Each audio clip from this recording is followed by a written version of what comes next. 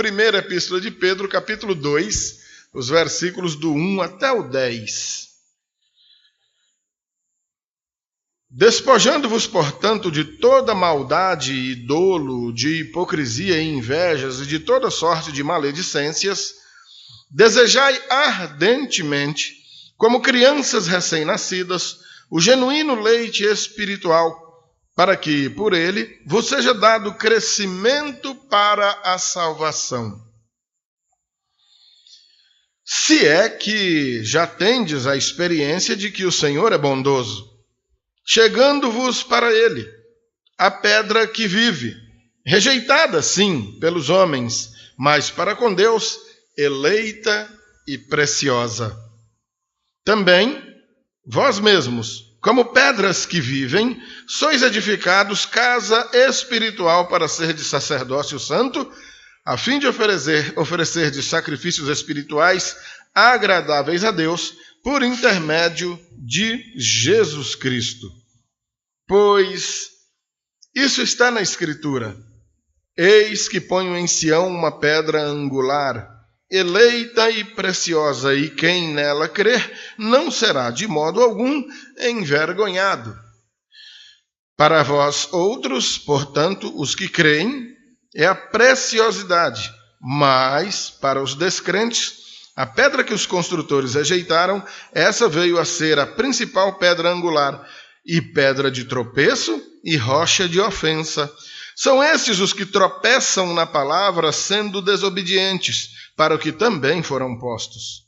Vós, porém, sois raça eleita, sacerdócio real, nação santa, povo de propriedade exclusiva de Deus, a fim de proclamardes as virtudes daquele que vos chamou das trevas para a sua maravilhosa luz. Vós, sim, que antes não eram povo, mas agora sois povo de Deus, que não tinham alcançado misericórdia, mas agora alcançastes misericórdia. Portanto, despojai-vos, ou seja, livrem-se, joguem fora. Eu vou falar em piauiês, rebole no mato. O quê? Ele coloca uma listinha aí no primeiro versículo. Olha aí o que ele põe. Maldade, engano, hipocrisia, inveja e difamações, que outro texto chama de maledicência. Jogue tudo isso fora. Lembra-se da proposta da serpente lá para Eva, lá no Jardim do Éden? Não, você não vai morrer não. Deus só falou para você não comer desse fruto, porque se você comer, você vai ficar igual ele. Você vai passar a ser conhecedora do bem e do mal. O homem não conhecia a maldade antes do pecado. A maldade passou a fazer parte de nossa vida e o homem decaído em virtude do pecado passou a ser um ser essencialmente mau. E, segundo Gênesis capítulo 6, nas palavras de Deus, antes de anunciar o dilúvio que viria para destruir toda a terra, ele diz que daquela maneira o homem, porque o homem é mau e é continuamente mau todo o desígnio do seu coração. O coração do homem é uma fabricazinha de maldade, é uma catraquinha que não para de girar. Por mais que alguns sejam generosos em algum momento, mas aquela generosidade guiada, literalmente dirigida, administrada pelo Espírito Santo, não se vê no homem não regenerado por Deus. E mesmo naqueles que foram alcançados pelo amor de Deus, mesmo naqueles que receberam o Espírito Santo para que pudessem crer, vez ou outra ele vacila, escorrega e pratica seus atos de maldade.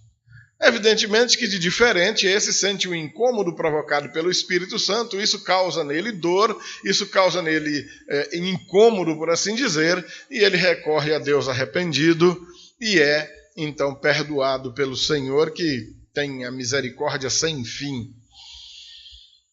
Mas, além dessa maldade, o engano, aquela aquele afã de agir de maneira que esteja sempre levando vantagem em alguma coisa. Eu gosto muito de lembrar das bandejinhas de morango aqui, é difícil a gente achar, mas daqui uns dias lá em Brasília, para todo lado que você anda, o povo está vendendo morango na beira da pista, porque quando o tempo esfria, a época dele, você pega a bandejinha de morango, uma coisa linda, aqueles morangão em cima. Aquela bandejinha de isopor coberta com plástico, né? Quando você chega em casa, Juninho, a hora que você abre a bandejinha, você tira aqueles bonitão de cima e embaixo uns branquinhos, velho, xoxo. A mesma coisa eles fazem com milho verde. Você vê aquela bandejinha, normalmente com 5 espigas, 2 lindonas em cima e 3 embaixo, só as 2 de cima que são lindonas. As de baixo, como você não está vendo, aquela espiguinha toda banguela, um dente aqui, outro acolá. Porque a carne, você compra aquela carne a vácuo lá no mercado, você olha a carne dobrada, meu Deus, que carne linda, leva para casa, corta aquele plástico, quando você abre, o camarada dá um jeito, tem uma habilidade satânica, que isso não é dom de Deus, de dobrar aquilo, deixando a coisa linda de fora e aquele horror de pelanca escondido por dentro, porque o camarada tem que enganar alguém, ele tem que levar vantagem em alguma coisa, porque parece que no dia que ele não consegue passar a perna em ninguém, aquele dia ele não dorme. É a capacidade, o dom de viver enganando os outros que a pessoa parece que precisa saciar. Você vai conversar com essas pessoas, são pessoas boas. Pessoas caridosas, dão até esmola para quem precisa, mas tem essas práticas. E a palavra aqui dizendo, jogue fora, vamos dizer em piauiês, rebole no mato toda maldade, todo engano, toda hipocrisia, aquela mania de querer transparecer ou querer demonstrar ser quem na verdade não é. Criar uma máscara. Esse nome hipócrita, nos nossos dias, ele ganhou uma conotação bem negativa, né? Um pejorativo, né? Você chama uma pessoa de hipócrita, você está xingando a pessoa, né? Você quer xingar, você é um hipócrita. Mas no passado, não. No passado, quando Jesus está chamando os fariseus de hipócritas, Jesus não está necessariamente os xingando, não. Ele xinga quando chama de raça de víboras, sepulcros caiados, mas hipócrita queria dizer apenas ator. A profissão de ator, esse pessoal de novela, de teatro, que representa um papel que não é o deles, né? Aquele é o hipócrita. Então, o que a palavra está determinando? Que você seja sincero. Não tente ser quem você não é. Demonstre ser quem você é de verdade. Também joga fora toda inveja. O sentimento de inveja é algo terrível. Nós, pela superstição pela qual fomos criados, a gente acha que inveja faz mal para nós, né? Se o camarada tiver inveja da nossa moto, a gente vai cair da moto, né? Isso é superstição. A inveja ela faz muito mal para o próprio invejoso. Camarada que presta mais atenção na vida alheia do que na dele mesmo, atrasa o seu desenvolvimento. Então, contentar-se com o que tem já é um passo maravilhoso para que não se tenha inveja dos outros. O salmista chega a dizer que ele quase cai porque teve inveja do ímpio, que enquanto parece que ele vive se empenhando por viver vida de retidão e de santidade diante de Deus, ele vive uma vida apertada, difícil, enquanto que o ímpio blasfema contra Deus, é cruel, é perverso, e cada dia que passa parece que engorda mais. Naquele tempo ser gordo era uma grande virtude, né? O magro é que era mal visto, né? O tempo mudou hoje, uns gordinhos, o pessoal judia tanto de mim por causa dessa barriguinha. Inverteram os papéis. Ele tem inveja do ímpio porque aparentemente ele está prosperando muito. Aquele que se contenta com o que tem, que se sente agradecido, que é agradecido ao Deus que o tem sustentado, não tem tempo para ter inveja de ninguém. E como ele não tem tempo para ter inveja de ninguém e não tem olhos para estar prestando atenção no que é do outro, ele presta atenção na própria vida e desenvolve, vai-se embora. Quem anda olhando onde pisa não tropeça, né? Mas quem anda que deixa de olhar para o caminho para olhar para os outros, corre um risco tremendo de pisar num prego, né? Num caco de vidro. E todo tipo de difamação ou maledicência. Como pastor, eu sou obrigado, vez ou outra, a praticar o desmentir de heresias pregadas no nosso meio. Mas eu tenho que vigiar muito no sentido de repente, não difamar demais aquele indivíduo que está pregando. A maioria deles estão necessitando de uma pregação sincera para se converterem também. Mas no nosso meio, de um modo geral, o que nós precisamos cuidar é para que não estejamos falando mal de outras pessoas ou incentivando o falatório mal de uns para com os outros, porque isso não é nem um pouco agradável diante de Deus. Amém, queridos? Então, ditas estas coisas, ele passa para o versículo 2, e ele vai fazer uma analogia muito interessante, que inclusive lá em casa nós temos vivido tanto esses dias. O Júnior mais a Nazaré deveriam estar aqui hoje com o Theo apresentando ele. Theo acabou de fazer 1 mês, estão lá tudo dormindo, que o Theo não dormiu à noite. O Theo faz do peito da mãe chupeta, é pendurado 24 horas. Em decorrência disso, a pobre da Nazaré não dorme. Como ela não dorme, evidentemente ela não vai deixar o Júnior dormir, e ela está mais certa. Agora que o menino veio cochilar depois de 4, 5 da tarde, estão lá capotados. Mas a analogia que ele usa no versículo 2 é interessante, que ele vai fazer um comparativo aí com uma criança. O desejar de uma criança pelo leite da mãe.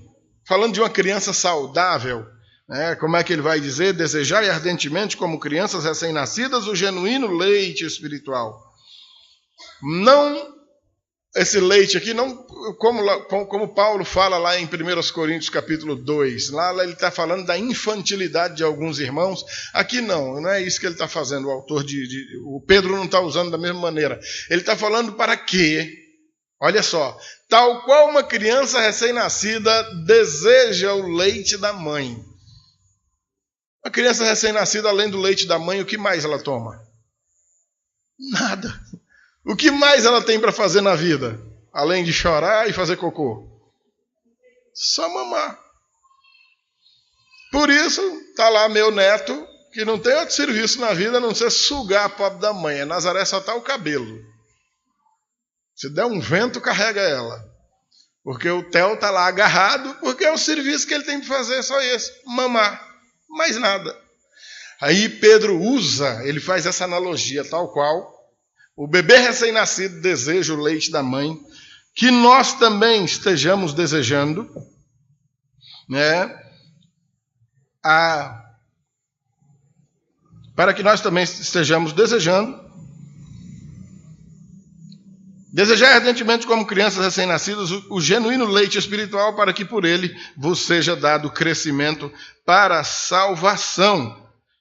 Ele está falando da palavra do Senhor. Está falando de um evangelho puro, tal qual o leite de uma mãe, sem mistura. Não tem açúcar, não tem sal, não tem água. Puro. Um grande problema do evangelho que vem sendo servido hoje, que vem sendo apresentado, é exatamente a quantidade de misturas que já foi acrescentado a ele. Ou a quantidade de coisas que já foi retirada dele. Oh, mas a gente faz isso, rapaz. O evangelho diz para não fazer. Não, mas isso era naquele tempo. Conversa, rapaz.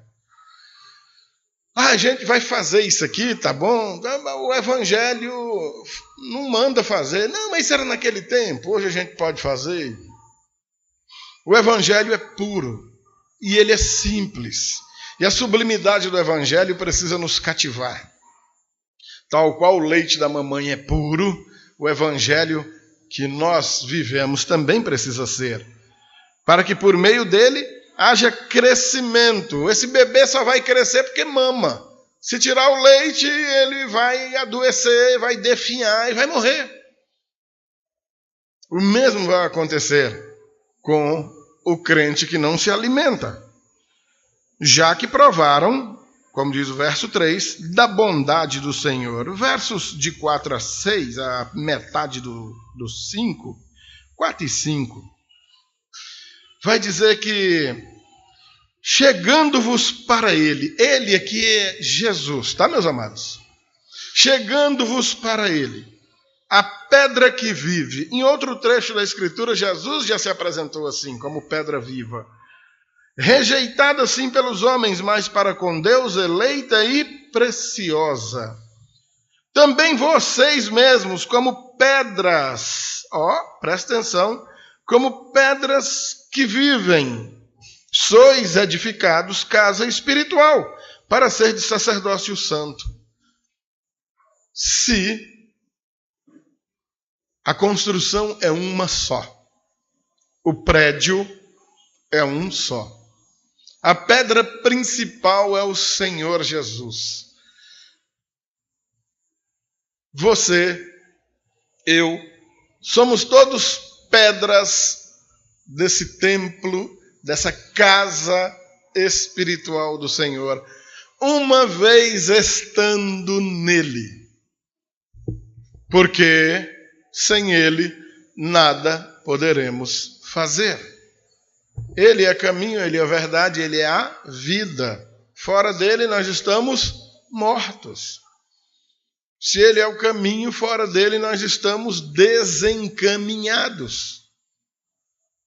Se ele é a verdade, fora dele qualquer outra coisa será mentira. Chegando-vos, aproximando-se de Cristo. O verbo empregado aí é um verbo que exprime continuidade. Na nossa língua portuguesa seria como um gerúndio, falando. Não é igual ele falou, mas já se calou. Ele vai falar. Não, ele está calado, mas uma hora ele fala. Não, falando é porque continua falando, está em movimento, andando, vivendo, fazendo, ouvindo. A palavra exprime continuidade. O tempo inteiro se achegando ao Senhor, o tempo inteiro se aproximando dele. É curioso que nós mesmos percebemos, nós que temos temor de Deus, que quando não estamos bem não nos aproximamos dele com segurança. Não temos essa ousadia para nos aproximarmos do Senhor. Nos envergonhamos dele, porque ele é luz. E quem se aproxima da luz tem toda a sua vida revelada. Lembra das fotografias de antigamente? Lembra? A gente tirava as fotos, revelava, ficava lá aquela coisa, a gente só cuidava na pose, né? E essas fotos digitais hoje, com iluminação, a gente não liga muito não, que a gente é meio relaxado, né? Mas as mulheres, essas meninas novinhas, uma espinhazinha desse tamanhozinho aqui no cantinho, pronto, aquela foto não serve para nada, porque a luz dessas câmeras modernas é muito forte, é muito precisa, a imagem é muito nítida. Imagine uma aproximação de Jesus como quem tira uma foto com o equipamento mais moderno de que se tenha conhecimento. Antes da espinha nascer, parece que a foto já pegou ela. Você vai ter uma espinha daqui a uns 3 dias, viu? Assim é essa aproximação do Senhor. Tamanha sua luz, a perfeição da sua luz. Pedra viva, Jesus, que o mundo rejeitou, mas nós, pela graça que ele mesmo nos deu, não rejeitamos. E vocês também, nós também somos pedras vivas. Amado, você já pensou aí nesse versículo de número 5? Também vós mesmos como pedras vivas, amados. Pedro está nos apresentando mais uma vez como aqueles filhos de Deus, co-herdeiros com Cristo Jesus. Amados, você já parou para pensar no peso dessa declaração? Senhor Jesus é a pedra viva, ele é a principal pedra desse edifício. E nós somos pedras colocadas nesse mesmo edifício junto com ele. Meu amado irmão, não é brincadeira não. Quem era eu, quem era você, quem éramos nós? Olha onde o Senhor Jesus nos trouxe. No que foi que ele nos transformou, ou no que ele nos tem transformado. Que tamanha autoridade, que tamanha moral essa dada para nós. Tudo isso para quê? Vamos chegar lá. Por meio de Jesus Cristo, oferecendo sacrifícios espirituais que agradam a Deus, a fim de oferecer sacrifícios espirituais agradáveis a Deus por intermédio de Jesus Cristo. Amados, tudo isso é verdade. Nós não éramos ninguém. O Salmo 40, que a Naira usou para abrir o culto aqui hoje, o segundo versículo fala que o Senhor nos arrancou de um tremedal de lama e colocou os nossos pés firmes numa rocha. Já que está tanto em voga, a gente está vendo tanto, imagina aquele mar de lama daquela barragem arrebentada lá. Quem eventualmente estava atolado naquele lamaçal sem ter pé, para ser engolido e morrer afogado naquela lama podre, e de repente é arrancado dali e colocado com os pés firmes em cima de uma pedra, de uma rocha. O que o Senhor Jesus fez conosco? E o que nós faremos? O mesmo por Ele não dá para fazer, que nós nunca vamos achá-lo na condição em que nós estávamos. E nem tampouco nós teremos poder para quebrar algum galho ou fazer algum favor para Deus. Não existe nada que você possa querer dar para Ele que Ele já não tenha. Ele é o Senhor do universo, tudo é dele. O que nos resta, amados? O que resta para nós? Estávamos mortos em nossos delitos e pecados. Efésios capítulo 2. Éramos merecedores da ira, mas sendo o Senhor rico em graça, Ele nos deu vida, estando nós mortos. Meu amado, você entende isso? Pelo amor de Deus. A cultura, a tradição religiosa herética nos ensinou durante séculos que todo mundo é filho de Deus. Mentira, não é não. Filho de Deus é quem crê no Senhor Jesus e vive segundo a sua vontade. Quem não vive segundo a vontade dele, o próprio Senhor Jesus está dizendo, e dizendo para religiosos em João capítulo 8, que eles eram filhos do diabo. E aí me vem alguém muito piedoso, com o coração muito cheio de misericórdia, sabe-se lá de onde vem essa misericórdia, e diz que todo mundo é filho de Deus e todo mundo acredita. Mas a Escritura Sagrada não diz isso. Entre o que algum homem diga e entre o que a palavra de Deus diz, com quem você fica? Como diz a própria palavra, portanto, seja Deus verdadeiro e todo homem mentiroso. Deus é 100% verdade. Se a palavra de Deus está dizendo que filho de Deus é aquele que faz a vontade do Senhor, é porque é.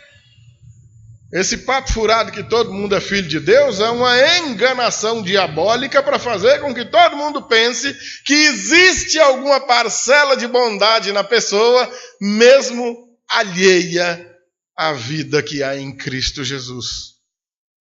Só há vida nele. Fora dele não tem vida.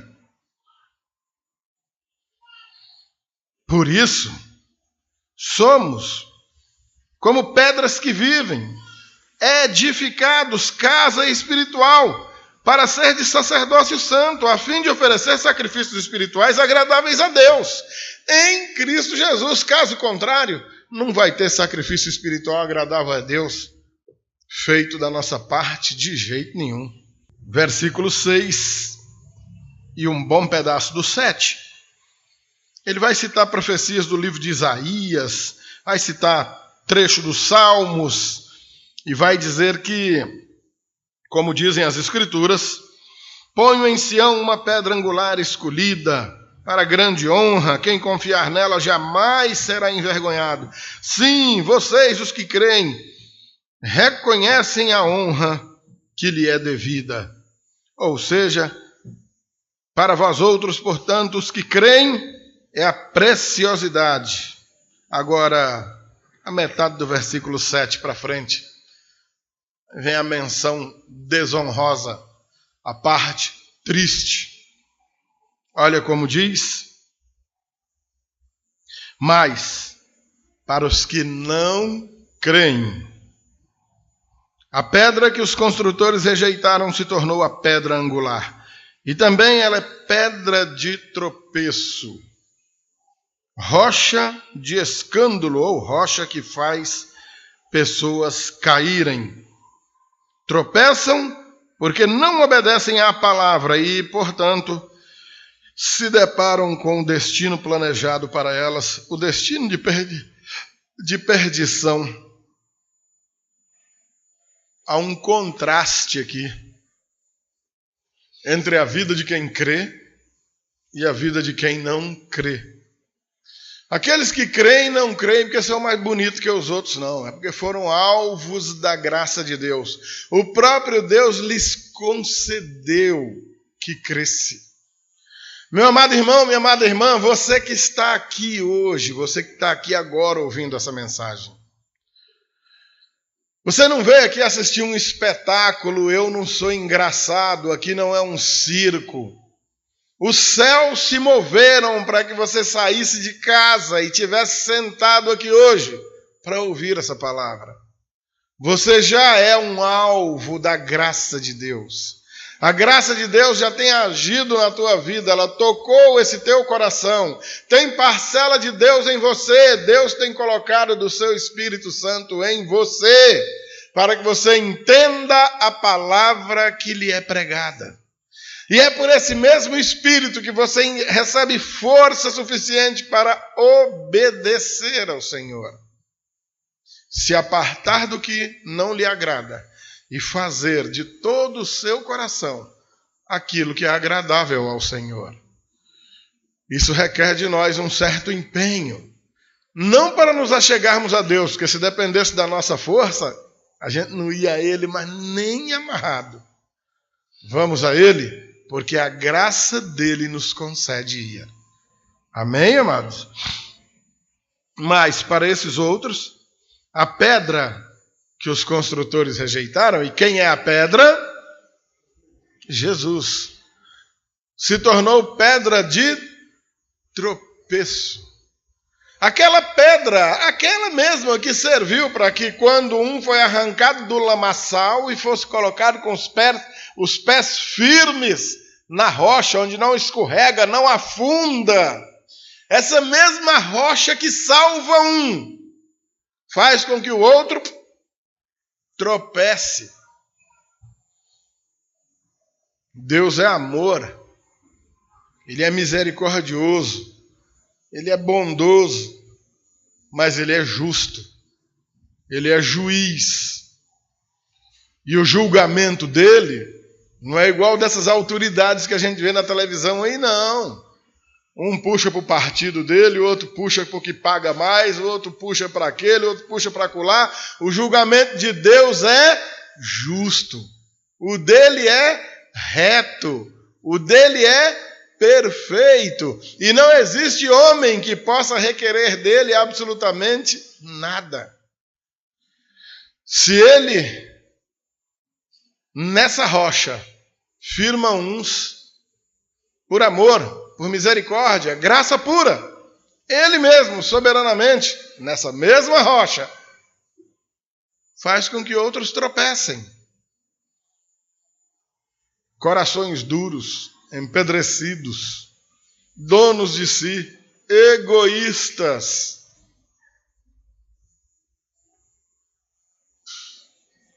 Versículo de número 9.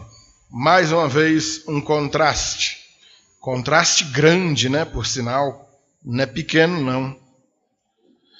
É interessante que ele começa com vós, porém, ou vocês, porém. Por que porém? Porque ele está falando de um outro grupo de pessoas. Ele acabou de falar de uns que não creem, aqueles que tropeçam na pedra, a pedra que é Jesus. Aqueles cuja pedra maravilhosa, que é o próprio Senhor Jesus, aquela que quem nela crê não será envergonhado, para esses que não creem é pedra de escândalo, tropeço. Em contraste, agora ele está se dirigindo mais uma vez aos seus irmãos. Vós, porém, não são como esses que não creem, não são como esses que tropeçam na rocha. Vós, porém, sois raça eleita, nação santa, sacerdócio real, povo de propriedade exclusiva de Deus. Amém, queridos? Olha só a diferença. Ele está colocando aí uma porção de características desses que creem. Totalmente diferentes. Não como aqueles que não creem, metade do versículo 7 e o versículo 8. Há um contraste. Eles são daquele jeito, vós, porém, não. Vós sois, primeiro de tudo, raça eleita, povo eleito. No meio de uma humanidade toda, no meio de um sem fim de gente, o Senhor soberanamente escolheu alguns. Pastor, por que ele não escolheu todos? Não sei, meu amado irmão. Ninguém sabe. Ele sabe. Existe uma heresia, um grupo de cristãos chamados universalistas. Esses tais universalistas, evidentemente heréticos, diabólicos em essência, vão dizer que não, todo mundo vai ser salvo. No fim das contas, Deus vai salvar até o cão. Eles pregam isso. É mais ou menos a mentalidade daqueles terroristas muçulmanos. Sequestram um avião com 200 pessoas dentro, taca o avião num prédio, mata mais outros 2.000, porque na cabeça dele Alá é muito bondoso, muito misericordioso e vai salvar todo esse povo que morreu. E ele, como morreu na jihad, se suicidou para isso, vai direto para o 7º céu, onde tem 72 virgens esperando por ele e rios de vinho. Aqui não pode beber não, mas no céu dele lá, os rios correm vinho. E tem 72 virgens esperando pelo cara. Por conta disso, eles fazem essas loucuras. E é duro, meu irmão, porque tem cristão que acredita em algo parecido. Não, Deus vai salvar todo mundo. Vai não, meu filho. O inferno é real, não é uma historinha para causar medo em ninguém, não. É uma realidade. Se ele não existisse, a Bíblia não falaria dele. Se o destino de perdição e a eternidade de sofrimentos terríveis não fosse uma realidade, a Bíblia não trataria dela. O próprio Senhor Jesus não diria, não temam aquele que pode matar o corpo, mas nada pode fazer contra a alma. Antes temam aquele que pode lançar tanto a alma quanto o corpo no fogo do inferno. Então, há uma raça eleita. E é com essa que a palavra está falando. É a essa que a palavra está se dirigindo. E ainda mais, há um sacerdócio real. Que sacerdócio é esse, amados? Olha, querido, lá no passado, lá no Antigo Testamento, o Senhor estabeleceu um grupo religioso distinto. Todas as pessoas tinham a obrigação de cumprir com seus ritos religiosos. Mas Deus separou um grupo especial exclusivamente para cuidar do culto. Era a tribo de Levi, os levitas, da qual saíam os músicos, aqueles que cuidariam do serviço no templo, e também os sacerdotes e o sumo sacerdote. O papel desse sacerdote era exatamente fazer a mediação entre Deus e o povo. O povo ia, entregava um animalzinho, o sacerdote sacrificava, jogava um sanguinho na pessoa, um sanguinho no altar, queimava a oferta, fazia suas orações em favor do povo. Funcionava assim. O sumo sacerdote era a única pessoa que tinha autorização para entrar uma vez só, além do véu. Havia uma cortina enorme aqui, que ninguém via o que tinha dentro. O sumo sacerdote entrava ali com uma corda amarrada nele, porque se ele morresse lá dentro, os outros arrastavam pela corda, que não podia nem entrar. E lá ele fazia suas orações em favor do povo. No dia em que Jesus foi crucificado, quando o Senhor Jesus morreu, a palavra de Deus diz que aquele véu se rasgou de alto a baixo, deixando claro que não tinha mais separação entre o Santíssimo, ou seja, entre Deus e o povo.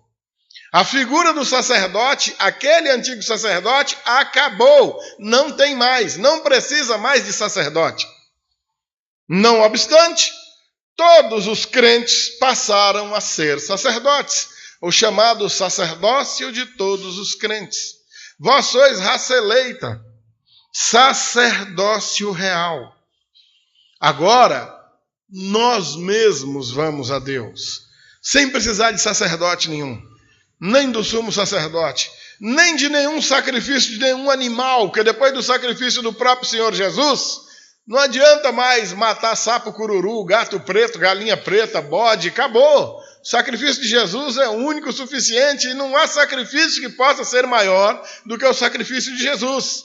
Acabou o sacrifício. Acabou a figura do sacerdote. Acabou-se o véu.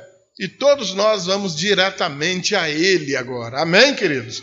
Por isso que nós oramos. E o Senhor Jesus ensina agora a oração. Em nome dEle, tudo quanto pois pedirdes ao Pai em meu nome. Ou seja, nós oramos a Deus em nome de Jesus. Não oramos a nenhuma outra criatura, não tem santo, não tem santa, não tem mediador, não tem mediadora, não tem intercessor, não tem intercessora, acabou. Cada um de nós vai direto ao Senhor em nome de Jesus.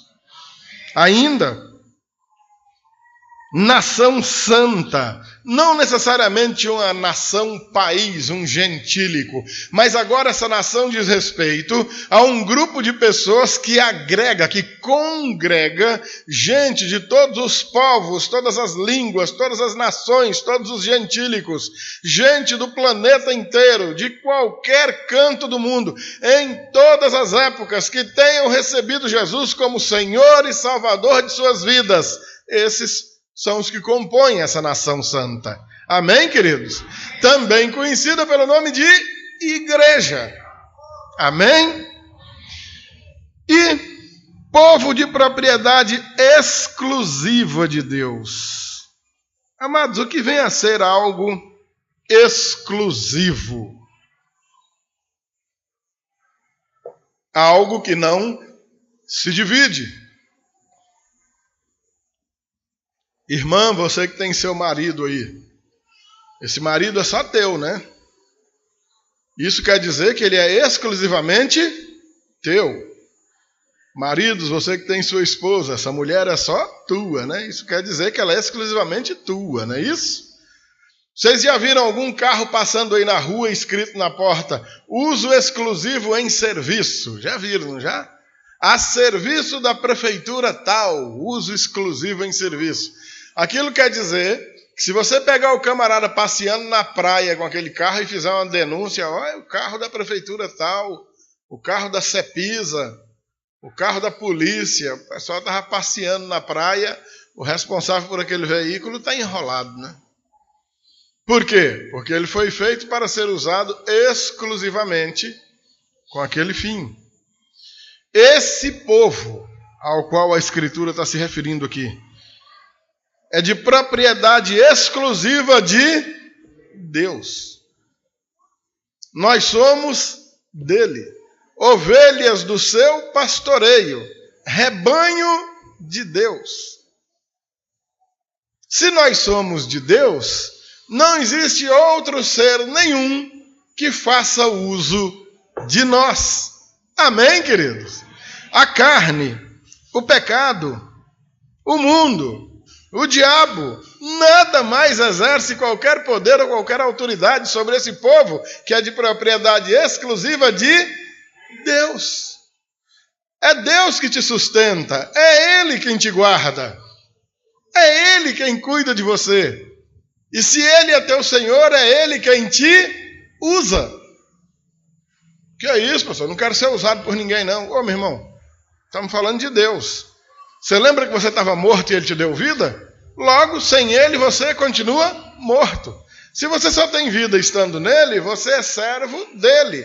Se você tem juízo, você já confiou a tua vida a Ele, ou você pelo menos já descobriu que, na verdade, você nunca teve vida nenhuma, e que a vida que você tem, na verdade, não é tua, é dele, continua sendo dele, e você precisa vivê-la em ações de graças a Ele.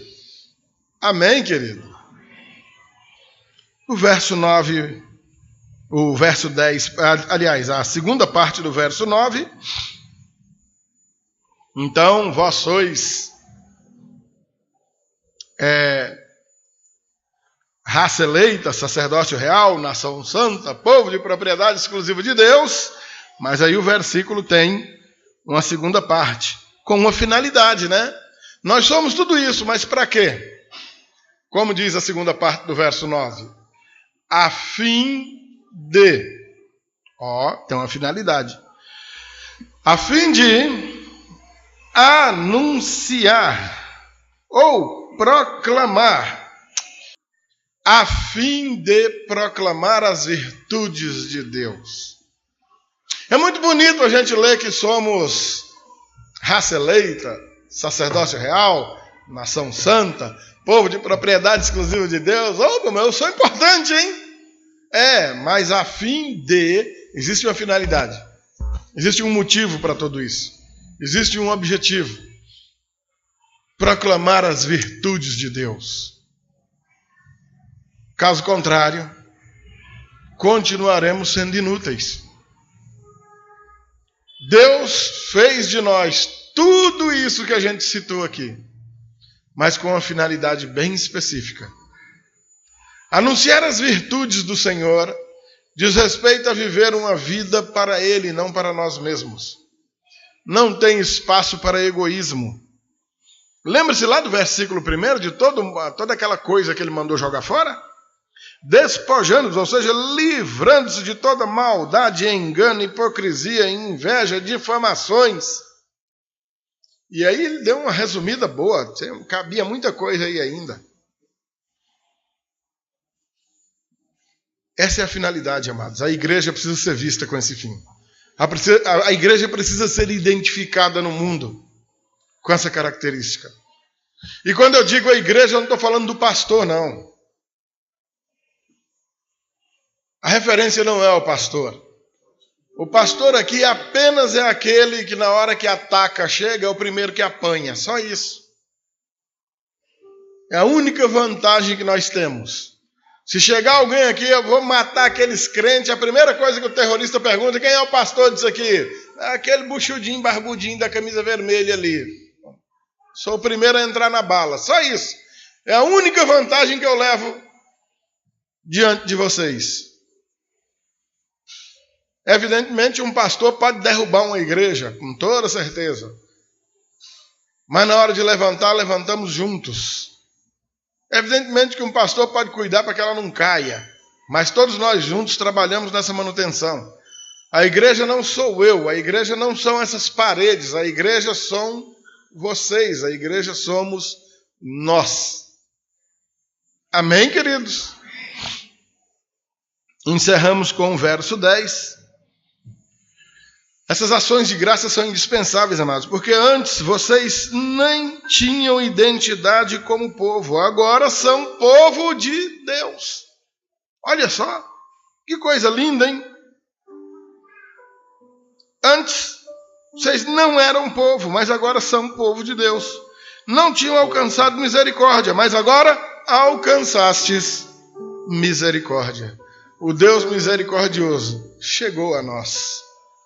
Glorifiquem a Ele com suas vidas, amados.